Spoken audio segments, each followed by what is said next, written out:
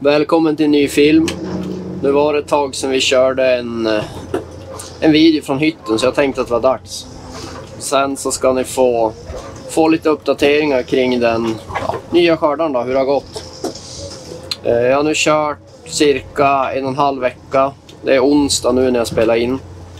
Och jag är på samma område som filmen där på slutavverkningen då, fast på en gallring längre in. Så att, ja, men det har väl ändå rullat på bra. Som ni hör, eller inte hör kanske, så har det ju slutat att gneka. Så det problemet är borta. Det var lite ljud från hyttkuddarna. Och så är det lite såna här gummidämpningar som sitter vid olika kåpor. Så att de har väl som nött in sig nu då. Och så var det såklart bromslänken där mellan kranaggregatet. Det är som gummi där som man drar ihop då, som ska bromsa aggregatet.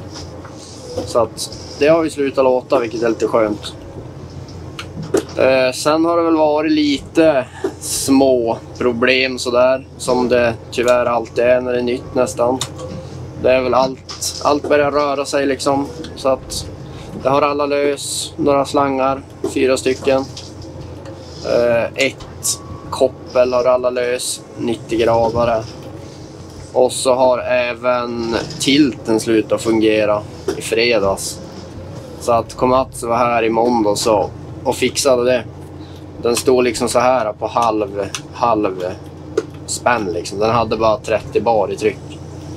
Och det var ett ganska enkelt fel. De skruvade upp tryckställan fullt så att det var 0 tryck, och spolade igenom lite olja och sen funkade det. Så att jag gissar att det var något skräp som satt fast där.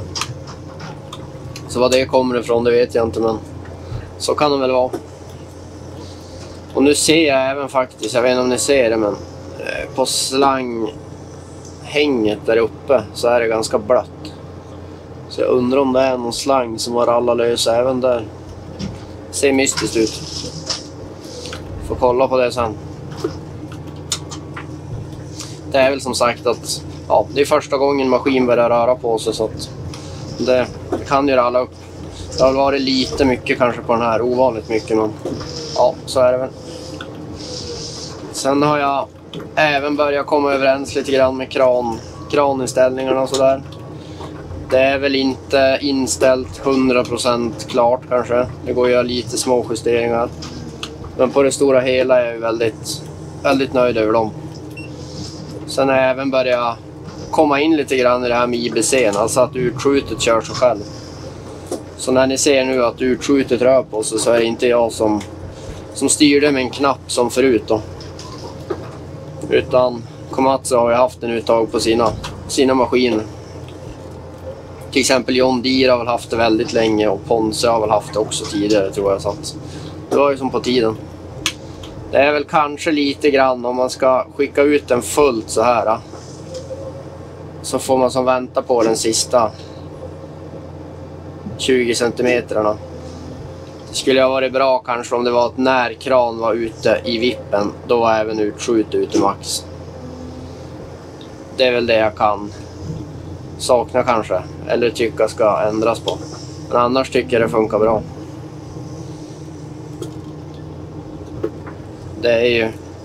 Det är samma som här. Man är lite ovan kanske på att ha så mycket utskjut när man är så nära maskin. Men det är ju även för att man har sänkt bommen så mycket nu då. Så när jag lyfter så är det ju den som tar först. Så att, ja, det känns väldigt bra. Sån här grej tar ju ett tag att köra in sig på, men jag tror nu när man börjar vänja sig med det så hade man ju inte velat vara utan. Och sen är det väl även kanske att vi ska ställa in hyttnivelleringen lite grann. Jag tycker han är lite efter, lite seg. Och så lutar han lite åt vänster hela tiden och lite liksom uppåt. Så att man skulle ha fått kalibrera om den lite grann. Så var det även på andra skördar när den var ny. Och det gick ju få till bra. Så att det tror jag väl även ska gå på den här. Man blir liksom lite yr när den är så efter. Och så kan det vara att man tror att den har nivellerat. Och så ska man köra mot ett träd så här då. Och sen tvärändrar den sig. Då tappar man ju som Då tappar man ju som flytet och så missar man ju som trädet. Så det är en sån där liten små grej som är skön att ha som man vill. Får man bättre flyt i grejerna. Annars är det väl inte jättemycket som är kvar att fixa. Kanske någon inställning på sågen. Jag skulle vilja få honom och bli lite rappare kanske. Det är en liten fördröjning nu från att man har slutat mata tills att den börjar kapa. Jag ska kolla om det går på något sätt och trimma upp den lite grann. Och sen flerträdssystemet funkar bra än så länge med de här klackarna som jag visade i videon där när skörden var klar, som vi hade svetsat på som en test. Än så länge har de inte spruckit i alla fall. Så att får väl återkomma med det, hur det går. Och så kanske det även är lite knivtryck vi skulle ha ställt in. Nu har vi bara kopierat det här från den gamla skörden. Och den var ju, ja, den hade ju gått sina timmar så att säga, så man kan säkert ändra lite eller sänka vissa tryck kanske på den här. För den är ju fräschare i hydrauliken och fräschare i cylindrarna. Så jag tror inte att man behöver ha lika högt kanske. Kan man spara lite bränsle och även lite flyt. Har man för högt tryck eller för vassa grejer så kan det slå fast samt gå tyngre då. Men ja, jag har lyckats hålla den hyfsat fräsch än så länge. Det har inte hänt någonting, så det känns ju skönt. Det är alltid lite jobbigt att göra första repan på den, så att vi får se när det blir. Körningen här som ni ser är ju en första gallring, men det känns ju inte riktigt som det är om man kollar på skogen. Den är ju lite eftersatt kanske och lite varierande. Det är ju väldigt många grova träd och så är det en himla massa undertryckare. Och så är det väldigt luckigt också. Om ni ser här till vänster så är det ju en jättestor lucka som det inte har stått något träd på. Och så sen då kommer man in i ett bestånd liksom bredvid där det står väldigt tätt och som här fram. Och sen har det även fläckvis varit ganska mycket sådana här, jag kallar dem dungar, alltså björkdungar, som en klase med björkar. De står kanske 10-15 björkar liksom i en huvudstam nästan. Och så vecklar de ut sig till flera, ungefär som den här, fast fler då. De är ju lite jobbiga. Då får man ju som ta dem en och en. Och så blir ju stubbarna högre och högre för såglådan är i vägen. Så man får ju kanske kapa bort stubbarna sen då, om de är i vägen. Och här vill även markägaren att vi ska prioritera tall och löv. Alltså spara tall och löv. Han vill ha bort mycket gran. Det är väl kanske inte så jag hade gjort 100% om det var min skog, men man får ju lyssna på hur kunden vill ha det. Och det är väl inte en jättedålig tanke, men jag hade nog hellre försökt spara lite mer gran kanske än att prioritera lövet. Speciellt när det är så här ganska dåligt löv. Men det blir lite fläckvis också där det är dålig gran. Det har varit mycket här på vägarna innan att undertryckarna har varit gran. Tallarna och lövet har tagit över och så har granarna varit väldigt dåligt skick. Så att när det är så kan det väl vara en bra idé kanske. Det brukar ju vara bättre att kanske prioritera gran och tall som har lite mer värde vid slutavverkning.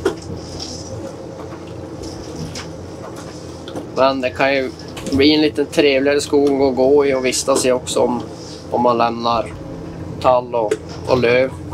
De har inte lika mycket kvist så det blir lite ljusare. Det kan ju vara sådana aspekter man får väga in också.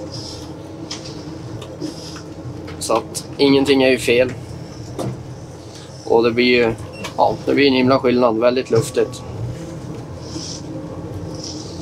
Gallringsstyrkan på en sån här gallring kan ju bli som jag sa, väldigt varierande när det är så mycket luckor och så övergår det till att bli så tätt så här då.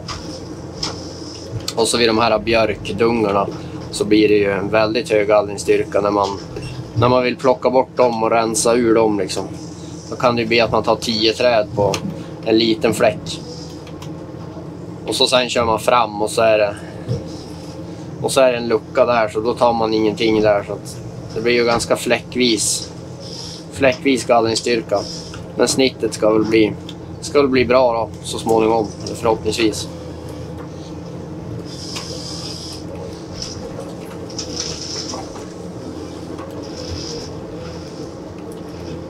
Och sen kör vi nu, har vi fått igång färgmärkning igen. På tidigare skördan så var ju den trasig där i slutet.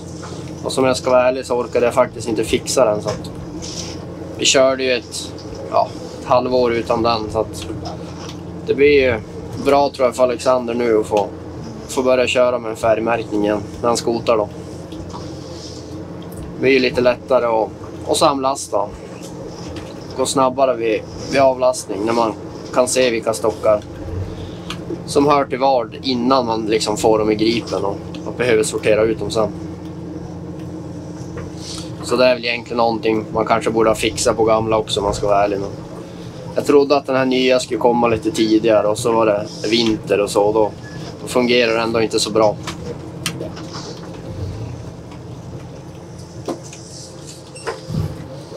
Och nu ska vi fortsätta köra något köp här framöver. Det blir väl kanske i 2,5-3 månader nu till vintern. Sen får vi se vart vi hamnar.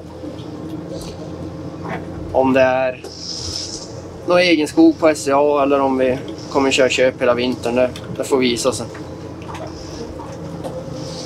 Jag kan väl även hinta om att vi kommer nog mest troligt här framöver kanske skicka ut en jobbansökan här och se om vi kan hitta 1 eller 2 chaufförer till. Det är väl inte riktigt klart än hur vi ska göra, men mest troligt blir det så. Så det känns väl kul att få fortsätta utveckla firman och ta nästa steg då. Det är väl det som är tanken, men göra det liksom i lugn och ro så att man känner att man hinner med och att det blir bra.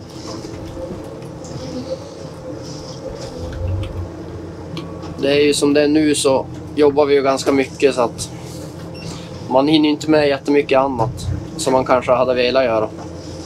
Så att jag tror att det skulle vara bra långsiktigt och försöka bli fler då.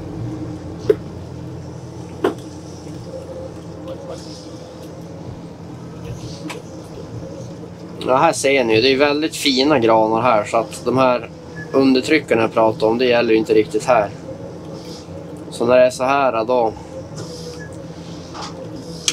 då är det ju verkligen,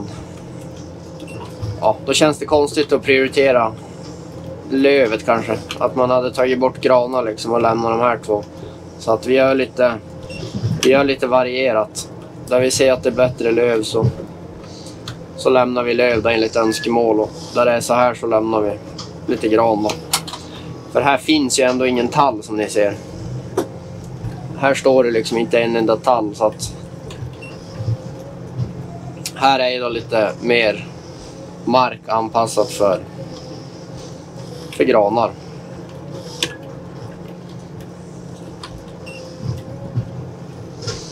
Sen vet jag inte hur jag ska göra, jag har inte bestämt, men man kan ju ha som ett pip som piper till när den ändrar sortiment. Jag gillar inte riktigt det egentligen, men på ett sätt är det ju bra, men det blir ju ganska jobbigt, och när man pratar mycket i telefon om dagarna och sådär så är det lite störande att ha ett pip hela tiden. För det blir ju ganska ofta den håller på att ändra sortiment fram och tillbaka. Nu rullar hela högen ihop här, det var ju lite oproffsigt kanske. Så sortera ut det här annars.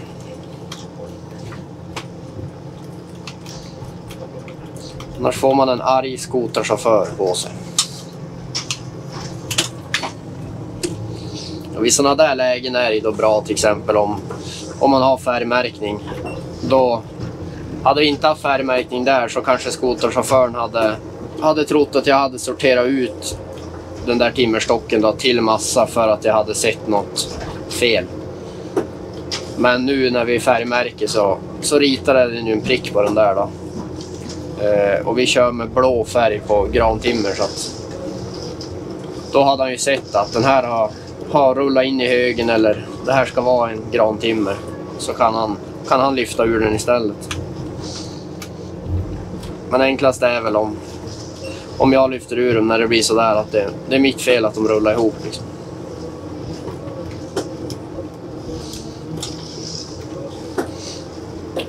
Ja, nu börjar det läka lite mer där uppe. Det verkar vara någon slang som har rallat lös, eller en O-ring kanske som har farit också. För när det är, som jag sagt i en tidigare video, när det är orvskopplingar så rallar en sån upp, så brukar ju även i 99% av fallen O-ringen fara. Speciellt om det är en slang med lite tryck i. Så när den väl är lös så är det lika bra att man tar lös hela slangen och kikar på O-ringen då. Hade det varit typ gick-koppel så hade det bara varit att gå ut och dra åt nu då. Så det är väl fördelen med gick kanske. Nackdelen tycker jag är att de har en större tendens att ralla upp, så att får jag välja så är det nog ändå orvs jag föredrar. Så är det väldigt enkelt att när det är liksom orvs på båda maskinerna så är det enkelt. Då behöver man ju bara ha slangkopplingar till en typ och sådär, så att det blir ju enkelt att ha reservdelar och kunna få ihop det. Så när det är kris någon gång att det far någon slang på skördan så man kanske inte har exakt den storleken eller något, så går det ofta att låna en från skotaren då. Eller tvärtom. Och så har vi såna här raka adaptrar som man kan skarva ihop slangar. Även skarva ihop från en typ halvtum till en 3/8 eller sådär, så att då brukar man alltid kunna bygga ihop någon slang som man kan köra den dagen i alla fall, tills man har fått tag i en riktig. Och det är väl ett väldigt bra sätt att effektivisera verksamheten. Få så lite stillestånd som möjligt. Annars hade man kanske varit tvungen att fara och göra en slang, och så hade det varit kväll och så är allt stängt, så får man vänta till morgondagen. Kanske skiftet börjar 5 egentligen, men de öppnar vid 7. Så får man stå där och vänta, och ganska fort så går det ju bort liksom mellan 5 och 8 timmar bara för att det har gått en liten slang kanske. Så sådana grejer tror jag är viktigt i den här branschen. När man är så långt bort. Man är ju inte liksom sällan nära stan. Och så kör man ju mycket liksom morgnar och kvällar och även ibland helger, så att jag har ju inte allting öppet. Och det gäller ju även om det är nya maskiner. För att det går ju inte många tusen timmar innan det kan börja gå någon slang lite här och var. Och så att det ska man nog alltid se till att ha. Ja, nu har ni fått en liten uppdatering, så tror jag att ni är med på läget, hur det ligger till. Så får vi se här framöver vad det dyker upp för filmer. Tanken är väl kanske att investera i en 360-kamera. Vi hade ju ett besök från Sten som är fotograf och reporter för en tidning här då. Och han hade en sån, så att vi vart lite inspirerade. Han visade hur den funkade, det var ganska coolt. Man fick lite fräna vinklar, så att tanken är väl att köpa en sån nu, så framöver lär det väl dyka upp någon video från den kanske. Får ni skriva vad ni tycker och tänker, om det varit bra. Sen kan ni gärna som vanligt fortsätta kommentera vad ni vill se för typer av videor. Eller skriva på Instagram är väl det bästa kanske. Försöker svara så fort som möjligt där. Så får vi höras.